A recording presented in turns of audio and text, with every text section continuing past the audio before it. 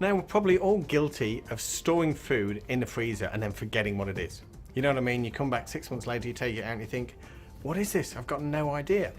Well, I've got some tips for you that hopefully is going to stop that happening. Now, the first one, and probably the most obvious one, is label it. If you label it and date it when you put it in the freezer, that makes it really easy to know what you've put in there. The second thing is if you have cooked meat or you cook it in a sauce, it tends to protect it and last a lot longer, so it's always better to cook it if you can.